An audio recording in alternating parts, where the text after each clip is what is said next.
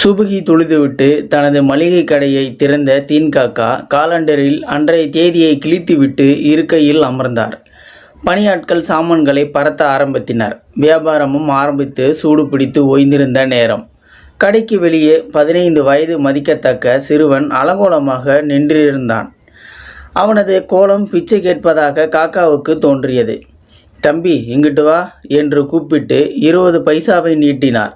வந்தவன் எந்த அசைவுமின்றி சுரத்தில்லாமல் பசிக்குது என்றான்.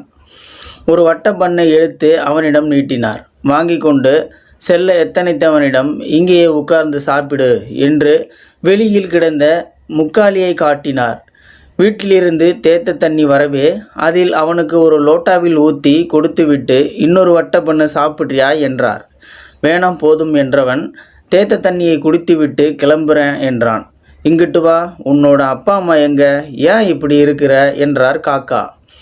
அம்மா இல்லை, அப்பா இறந்து 7 நாள் ஆச்சு, நான் பக்கத்தில் காரியப்பட்டினம் என்றான். தீன்காக்கா கண்ணீர் விட்டு விட்டார். சரிடாப்பா, சொந்தக்காரங்க யாரும் இல்லையா, எங்கே போகிற இப்போ என்றார் கரிசனத்துடன். யாரிடமும் இருக்க பிடிக்கல, ஏதாவது வேலை தேடி போகிறேன் என்றவனிடம் நம்ம கடையில் வேலை செய்கிறியா என்று கேட்ட காக்காவிடம் மகிழ்வாக தலையாட்டினான். சரி வா, வீட்டுக்கு போய் வருவோம் என்று அவனை அழைத்து கொண்டு வீட்டிற்கு சென்றார். ஜொஹாரா பீவி, இந்த பையனை புதுசாக வேலைக்கு சேர்த்துருக்கேன். அப்துல்லா கைலி சட்டையில் நல்லதாக ஒன்று எடுத்து கொடு. காலை பசியார இருவருக்கும் சேர்த்து செய்யுங்க என்று தன் மனைவியிடம் சொல்லிவிட்டு, என் சின்ன மகனோட கைலி சட்டை தருவாங்க, இப்போதைக்கு போட்டுக்க, பழசுன்னு எதுவும் நினச்சிக்காத, மதியம் புதுசு வாங்கி தாரேன் என்று காக்காவை பார்த்து மகிழ்வாக சிரித்தான் மணியன். ஆமாம், உன் பேர் என்னான்னு கேட்கவே இல்லை பாத்தியா, உன் பேர் என்ன என்ற காக்காவுக்கு மணியன் என்று பதிலளித்தான் மணி. கடை வேலை, வீட்டு வேலை, வெளி வேலைன்னு மணி சுறுசுறுப்பாக வேலை பார்த்து கொண்டிருந்தான். 3 வேளையும் வீட்டு சாப்பாடு அது இதுன்னு குறைவில்லாமல் 1 மாதம் ஓடிவிட்டது.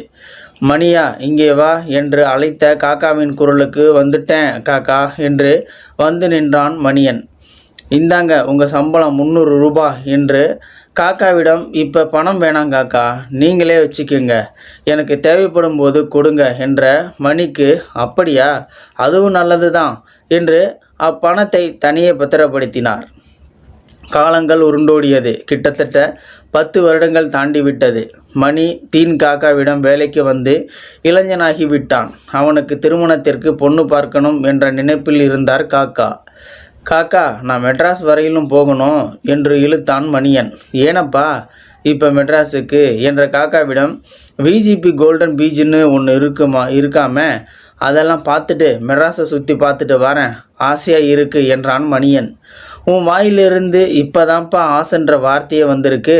சரி, நீ போயிட்டு வா, எவ்வளோ பணம் வேணுமோ வாங்கிக்க, ஆனால் பத்திரமா போயிட்டு வரணும், வெள்ளந்தியான புள்ள நீ, அதான் பயமாக இருக்குது என்ற காக்காவிடம், நான் என்ன சின்ன பிள்ளையா காக்கா, அதெல்லாம் பார்த்து போயிட்டு வந்துடுறேன், நாளைக்கு ரயிலில் கிளம்புவா என்றவனுக்கு என்று அரை மனசாக உத்தரவு கொடுத்தார் காக்கா. மணியன் புறப்பட்டு சென்று இன்றோடு 10 நாளாச்சு. இன்னும் திரும்பவில்லை. எந்த தொடர்பும் இல்லை. தீன் காக்காவுக்கு கவலையாகி விட்டது. மெட்ராஸில் அவருக்கு தெரிந்தவர்கள் தொடர்பு கொண்டு விசாரித்த வகையில் ஒரு தகவலும் இல்லை. அவரே நேரில் சென்று 3 நாட்கள் மெட்ராஸில் தங்கி அலைந்து திரிந்து விசாரித்து பார்த்து விட்டார். ஒரு தகவலும் கிடைக்காமல் ஏமாற்றத்துடன் வீடு வந்து சேர்ந்தார். மணியா மணியா என்று மூச்சுக்கு 300 தடவை கூப்பிடுபவர் ஊமையாகி விட்டதை போல் உணர்ந்தார். அவனது சேமிப்பு பணத்தை பார்த்து கண்ணீர் விட்டார். தான் கடனாளியாக போய்விட்டதாக அவரது மனம் ரணமாகியது. நாட்கள் வாரங்களாகி மாதங்களாகி வருடங்களாகவும் உருண்டோடியது. மணியன் திரும்பவில்லை. எதிர்கடை ராமச்சந்திரன் வந்து, காக்கா, நான் கடையை காலி பண்ண போகிறேன், நீ வாடகைக்கு எடுத்துக்கங்க என்றார். அப்படியா, யோசித்து சொல்கிறேன் என்றார் தீன் காக்கா. பட்டுக்கோட்டையிலிருந்து பீட்டன் பாக்கு வியாபாரி வந்திருந்தார். காக்கா, உங்ககிட்ட ஒரு வியாபார சங்கதி பேசணும் என்று பிடிகை வைத்தார். சொல்லுங்க வைரவத்தேவரே என்ற காக்காவிடம், மச்சினர் பெரிய அளவில் கயிறு கால்மிதியடி தயாரிக்கும் தொழிற்சாலை ஆரம்பிச்சிருக்கிறார். இந்த ஊருக்கு நீங்கள் தான் மொத்த வியாபாரம் செய்து கொடுக்கணும் என்றார். காக்கா யோசித்தார். அப்படியா, நாளை நான் நேரில் வரேன், பொருளை பார்த்துட்டு பேசிக்கிடுவோம் என்றார். மகிழ்வோடு விடைபெற்று சென்றார் வைரவத்தேவர். மதியம் சாப்பாட்டிற்கு வீட்டுக்கு சென்றவர், ஜொஹாரா பீவி, எதிர்கடை ராமச்சந்திரன் கடை காலியாக தான் நம்மளை எடுத்துக்க சொல்கிறாரு. பட்டுக்கோட்டை வைரவத்தேவர் கால் மிதியடி வியாபாரம் ஆரம்பிச்சிருக்காராம். அதை வாங்கி எதிர்கடையில் வச்சு வியாபாரம் ஆரம்பிக்கலான்னு யோசனை இருக்குது என்றார். பாடுபட ஆள் வேணும், பார்த்து யோசித்து செய்யுங்க என்று சொல்லிவிட்டு அமைதியாகிவிட்டார் ஜொஹாரா. இல்லை புள்ள, மணியங்காசு அப்படியே இருக்குது, அவனையும் காணோம், அதான் அதை ஒரு முதலீடாக போட்டு செய்யலாமேன்னு என்று இழுத்தார்.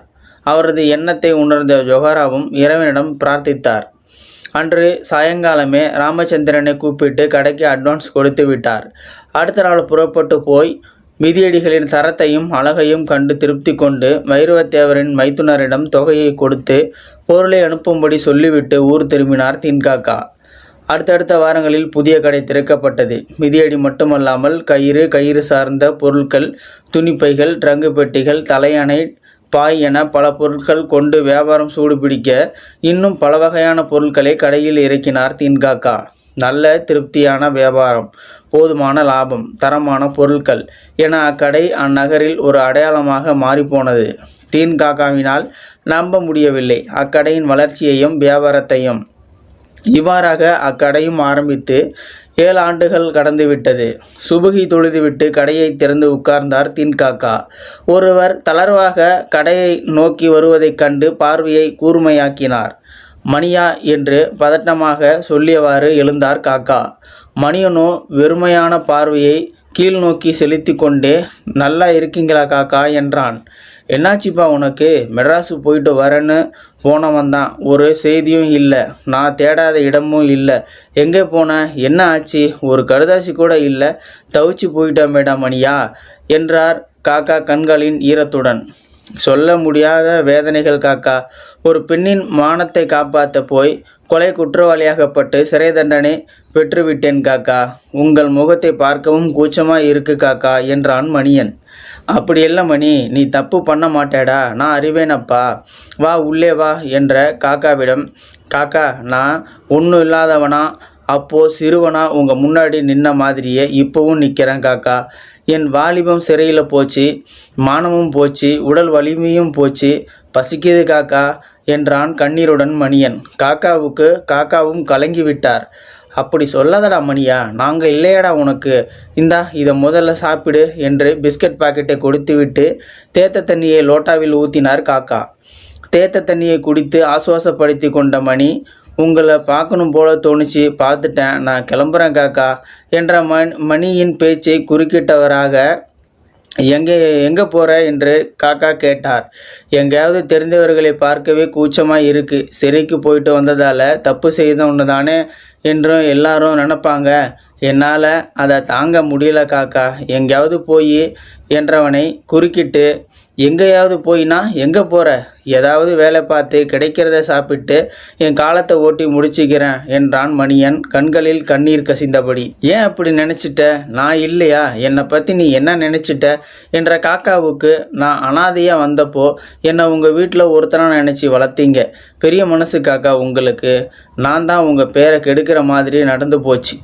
ஊர் எப்படி பேசிச்சோ, மேற்கொண்டு உங்களுக்கு கஷ்டம் கொடுக்க மனசு வரலை காக்கா, நான் எங்கேயாச்சும் போகிறேன் என்ற மணியனை மறித்து, போ, எங்கே வேணாலும் போ, அதோ அந்த எதிரில் இருக்கிற கடை உனக்கு சொந்தமானது, அதை விற்று காசை எடுத்துக்கிட்டு போ என்று காக்கா சொன்னதும் திகைத்து அவர் கை காட்டிய திசையில் நோக்கினான் மணியன். மணியன் மெர்ச்சன்ட்ஸ் என்ற பெயருடன் கடை பளபளத்தது. குழப்பத்துடன், என்ன காக்கா இது என்ற மணியனுக்கு, உன் காசு தாண்டா, 10 வருஷத்துக்கு மேலே நீ உழைச்சதுக்கான சம்பள காசில் நான் திறந்த கடை அது. அல்லாஹ் அதில் அபிவிருத்தியை உண்டாக்கி மேலே வளர்ந்து இப்போது பெருமரமாக வளர்ந்து நிற்கிது. உன்னோட ஹக்கு மணியா அது, உனக்கு மட்டுமே சொந்தமானதுடா. இந்த சாவி, போய் கடையை திறந்து கல்லாவில் உட்காரு, அதுக்கு முன்னாடி வீட்டுக்கு போய் குளிச்சுட்டு புது ஆடையை போட்டுட்டு வா என்று சொல்லிவிட்டு எங்களையெல்லாம் விட்டுட்டு போறாராம்ல என்று முணங்கிக்கிட்டு முகத்தை பொய்கோபமாக வைத்து கொண்டார் தீன்காக்கா. மணியனோ திகைத்து மிரண்டு போய் நின்றான். இன்னும் ஏன் நிற்க? கிளம்பு, போய் குளிச்சுட்டு வா. என்ன கடங்காரனாவே வச்சிடலாம்னு முடிவு பண்ணிட்டியா? உன் கடனை அடைக்காமல் நான் ஹக்குக்கு கூட போகாமல் கிடைக்கேன்டா மணியா. நீ கூச்சநாச்சப்படாமல் பெரும்பாடுபட்டு சம்பாதிச்ச காசு மணியா இது. சாவி வாங்கிக்க மணியா என்றார் குரல் தழுதழுக்க. ஒரு முழுமையான மனிதனாக தீன்காக்காவை கண்டான் மணியன். கண்களில் நீர் சரசரையாக வழிந்தோட ஒரு நவிமொழியை கருவாக கொண்ட ஒரு சிறுகதை. மிக நீண்ட கதையாக பதித்தமைக்கு மன்னிக்கவும். நேர்மை நமக்கு ஈருலகிலும் வெற்றியை மட்டும் தரும். யாருக்கும் தீங்கின்றி நல்லெண்ணத்தோடு பயணத்தை தொடருவோம். இந்த கதையை பார்த்துட்டு இருக்கிறவங்க நீங்கள் இந்த கதை பற்றின கருத்துக்களை கீழே இருக்கிற கமெண்ட் செக்ஷனில் மறக்காமல் சொல்லுங்கள். இந்த பதிவு பிடிச்சிருந்தா ஒரு லைக் பண்ணிக்கோங்க. அந்த பதிவு முடிஞ்ச அளவுக்கு மற்றவங்களுக்கும் ஷேர் பண்ணுங்கள். அப்படி நம்ம சேனலை சப்ஸ்கிரைப் பண்ணி சப்போர்ட் பண்ணுங்கள். மறக்காமல் பெல் சிம்பலை கிளிக் பண்ணிக்கோங்க. நன்றி, வணக்கம்.